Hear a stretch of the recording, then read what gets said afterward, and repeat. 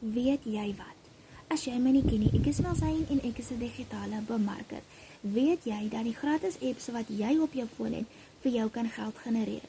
Ek het 'n tydjie gelede 'n werk gehad, dit was nie 'n permanente werk nie, en die geld wat ek gekry het was net nie genoeg nie. Ek het altyd gedink, wat kan ek doen om 'n ekstra inkomste te verdien?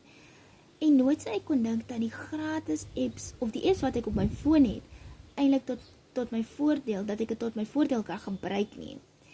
Jy het dalk nou 'n permanente werk en die salaris wat jy kry is net nie genoeg nie. Jy het al gedink, wat kan jy doen om ekstra inkomste te genereer of ekstra inkomste te kan kry?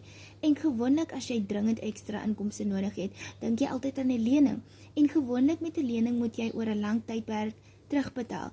En dan verloor jy eintlik nog meer geld, want jy moet eintlik daai lening terugbetaal met die geld en wat jy jou salaris, en dan jy maar weer net nie geld nie. Wel, wat as ek vir jou sê, met hierdie gratis apps wat jy alreeds op jou foon het, kan jy tot jou voordeel gebruik en geld genereer. Sit vir my apps in die comments en ek deel graag met jou hoe om van jou selfoon af met die apps geld te maak. Jy kan